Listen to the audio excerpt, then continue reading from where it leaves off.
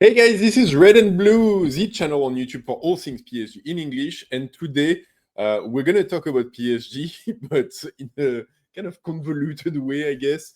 Let's talk about the AFCON final. The Africa Cup of Nations is reaching its final stage, and we are looking at a final on Sunday between Morocco and Senegal, aka a final between our two PSG players in the competition, in Hakimi on the Morocco side, versus Ibrahim Mbaye on the Senegalese side. The clash of lions, the lions of the Atlas versus the lion of the Teranga.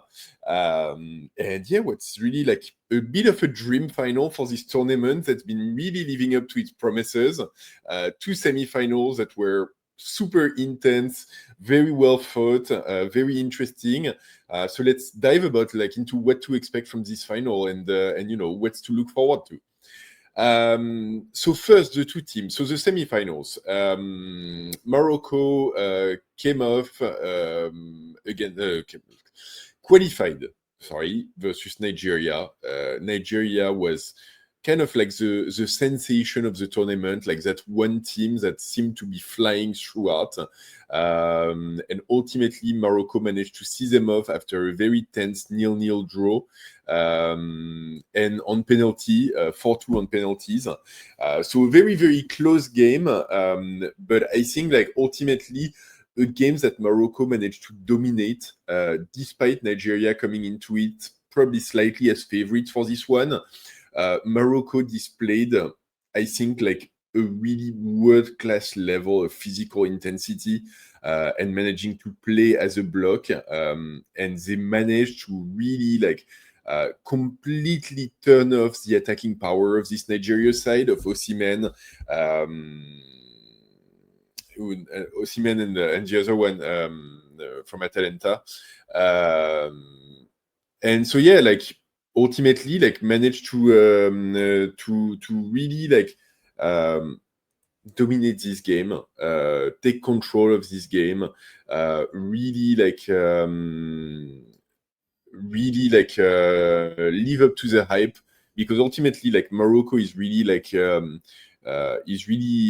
going through this whole tournament with a lot of pressure. They're the home team. They haven't won the AFCON in 50 years, and they've got probably the best generations they've had in that amount of time. And so there's huge pressure on them to get the result. And, you get to the later stages of the competition, honestly, that weight doesn't get lighter. And so for them to be able to not entirely shed it, because you can still feel the pressure on them, but turn in a major performance is really something to be admired. And I think, physically, the level that they perform at, yeah, it's really, really impressive. And it puts them, I don't know if it puts them in the favorite spot for the final, because I think, ultimately the two teams are very close, but it really puts them as contender, and, having an absolute clear chance to go get the trophy. And yeah, ultimately, Nigeria, they had their weapon. I mentioned Osimhen. The other one was Lookman, whose name I was forgetting. He will be passing the ball from on back. They were missing one of their midfielder in NDD, and I think that player missing really cost Nigeria a lot. But yeah, ultimately, I don't think it was even that close. It was the game ended I think with 16 shots for Morocco versus 2 for Nigeria. So it gives you a sense of the amount that Morocco managed to create. The game started relatively even, and I think Morocco then accelerated and dominated throughout. The extra time was really a lot to do about nothing, with both teams just trying to not get scored on. And then we go on penalty, and I think if you go to penalty, Bono, the Moroccan keeper, is obviously very well known for being strong in this area. It started with Igaman, the Moroccan striker of Lille, actually missing his shot. He was the second striker on the Morocco side. And then straight away, Bono manages to save the Nigerian shot. And so the two teams are neck and neck throughout. And then he has this, I don't know, little crazy save on Nigeria's fourth shot, where he goes all the way, like he goes all the way to his left, like standing up, and then like saves on his right. Very strange, like if you haven't seen it. But yeah, he makes that save. Morocco manages to score behind. After that, it's 4-2, and Morocco qualifies. On the Senegal side, Senegal was playing Egypt in the semi-final. And, I think like in a very closed up game, Senegal like clearly dominated, but they dominated a team of Egypt who like you've got to question what was their plans to try to win this game, because they really like played a really really defensive game, and they did it well for most of the game, obviously, but even like in transition, even on counter attack, even on a breakaway, like they didn't really get many chances created. And I think for like, if you look at the Egypt side, obviously like their strength is up front, and it's Salah and it's Marmoush. The rest of the squad is probably like, it's clearly not on the same level, if I'm honest. And so yeah, obviously like you've got to be able to put those two players in the best possible position and make use of their skills if you're hoping to win. And ultimately, yeah, it feels like Egypt didn't really manage to do that. And if anything, like they turned it around. I think it was always going to be hard for them, because I think ultimately, like Senegal was the strongest team and the strongest squad overall. But yeah, like Egypt forced a very, very defensive game. Senegal tried to create, tried to work around the block, tried to work over the block. They had a lot of difficulties creating chances, and ultimately they had to rely on their miracle man, Sadio Mané, to score the winning goal with a shot from just outside of the area, on coming off of a deflected shot from one of his teammates. And so yeah, like Senegal manages to qualify like this, very deservedly, if you ask me.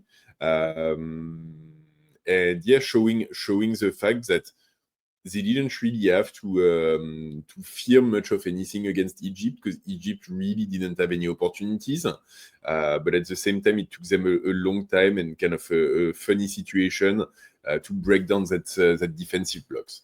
Anyway, it set us up for a final. Like I said, like pretty much the ideal final that you could have had in this competition. And I think at the beginning of the competition, those are probably the two teams that you would have bet on to go that far.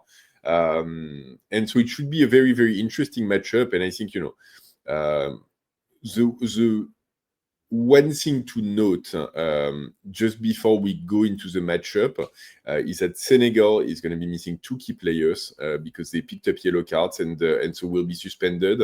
The first one is a central defender, Koulibaly, and the second one is a midfielder, Diarra. And I think like the reason I'm mentioning this up front is because like I really fear that this might be like what makes a difference in the end. They do have a very strong replacement for both players, and like I said, they do have a very full squad, very talented squad overall, with players ready to come in and pick up the load. But for such a high impact game like a final, yeah, like those are players you don't really want to be missing any players, obviously, but like those are players that you absolutely do not want to miss.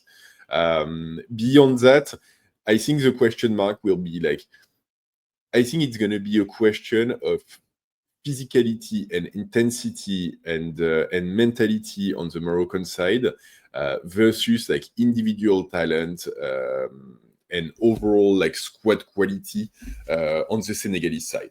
And that's really how I look at it. I think like Morocco, from what we've seen of the game against Nigeria, it's if they play at this sort of physical level, for Senegal, it's going to be like Egypt plus in being able to really like keep them quiet, keep Senegal quiet offensively, but at the same time create chances and create opportunities for Morocco offensively.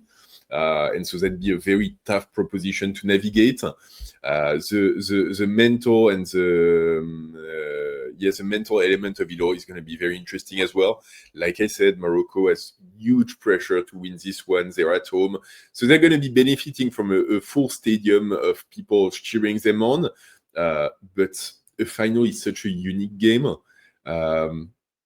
how do you approach it? Like, what goes on in the player head? How do you make sure that they're not playing this game in their head for the past 3-4 days? How do you make sure that they come in really at their best and equipped to get the win?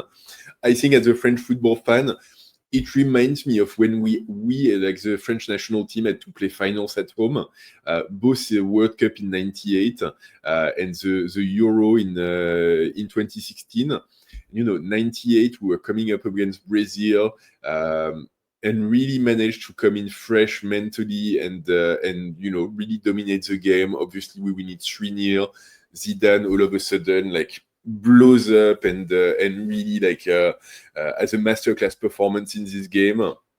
We had one of our central defender was a substitute, so even with player missing, we still managed to come in with exactly the right attitude and turn in clearly our best performance of the tournament. I don't think there was an expectations of us to win because I think Brazil was the favorite going into the tournament.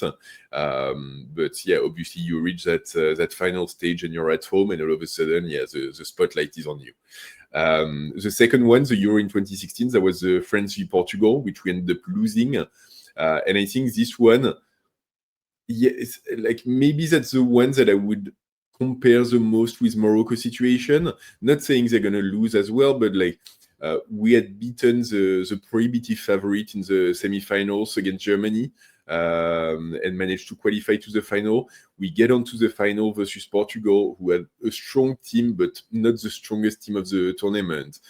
Cristiano Ronaldo got injured early on in that game, and so they lose their absolute star. And then, all of a sudden, it feels like the road is like the story is written, and it's for us, and nothing can take it away from us. And at the same time, the game goes on. We don't manage to score. We miss chances. We go into extra time, and little bits of Lloris being slightly injured, a substitute from Portugal coming in, taking his chance from afar, and all of a sudden it's 1-0 against us, and we lose like that. And I think that final. Yeah, we had the weight of being favorites. Yes, we had the weight of the competition being played at home. We were coming off of a World Cup where we had come into the quarterfinal. So, the team was on an upward trajectory. And so a lot of things were pointing the finger towards, hey, this should be for us. And I think that's a really, really dangerous position to be in. So for Morocco, that's why it feels a bit similar. Hopefully they can turn it into a victory and turn that pressure into motivation. It feels like throughout this tournament, they haven't completely shaded the weight of expectation, and it's always been on their shoulder, weighing them down a little bit. But yeah, it's a final, it's a moment. A player like Hakimi, who obviously had to be rushed back to fitness to participate in this competition, didn't really have his chance to shine yet. Is it the chance for Hakimi to be like Zidane in '98 and win the final, not on his own, because you don't win on your own, but be the difference maker? I think that's certainly what will be expected of him. And then other player, Brahim Diaz, is the top scorer of the competition so far. He's been fantastic. I think all of the kids that they have in midfield, Ben Seguir on the left, who's been really interesting as well. Bono in goal. Yeah, all of the players will need to be at their 110%. They've got the talent, they've got the situation to win it. But yeah, they'll need to get ahead of themselves and really turn in a performance to do it. On the other side, Senegal, I think for me, probably on an individual basis, a more well-rounded and more talented squad overall. I think they've got a stronger, stronger individuals. Sadio Mané is obviously their star and the bright light of the team. But I think throughout the starting 11 and even beyond that, they do have really top quality players at every position. And if I look at Nicolas Jackson, for example, if I look at Edouard Mendy in goal, if I look, Koulibaly is not going to be there, but Diarra on the right of defense, Idrissa Gueye in midfield, who's obviously an ex-PSG, Papus Gay, NDI, like there's a lot of talent throughout this team.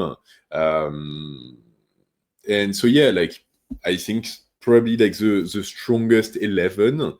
But that being said, yeah, even like the strongest 11, like they had a hard time against Egypt.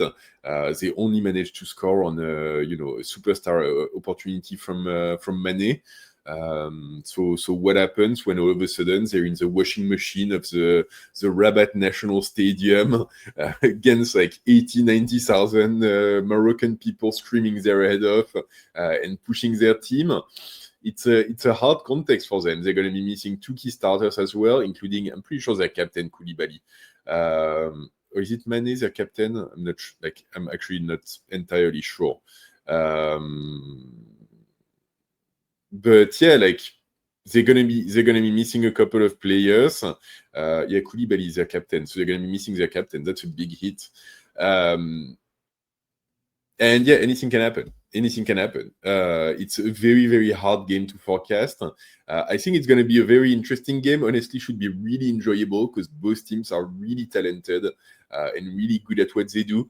So well worth a watch. I think in terms of prediction, like I'll be honest, like I don't really have an emotional stake in this one, but I kind of hope for Morocco to win it because I think like it'd be such a great story to see Hakimi like come back from injury, thinking like he wasn't going to be able to play in the competition, to lead Morocco all the way to their first AFCON win in 50 years.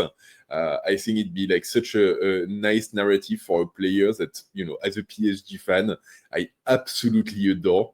And if in the end, like if Senegal wins all the, it's all okay with me. I just hope they do it on a goal from Ibrahim Mbaye coming off the bench, so we have some PSG mark on whoever wins it. But yeah, in the end, it's going to be super interesting game. I do hope for Morocco victory, but honestly, I'll be happy with whatever results happen. So anyway, this is kind of what I had for you guys ahead of this AFCON final on Sunday. Who are going to be the kings of Africa?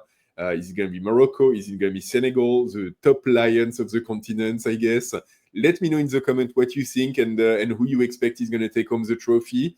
Let me know what your prediction is for the final. And as always, if you've made it this far, drop a like on the video. Massively helps the channel. Subscribe for more football and PSG content almost on a daily basis. And don't forget, as always, even in Africa, ici c'est pareil!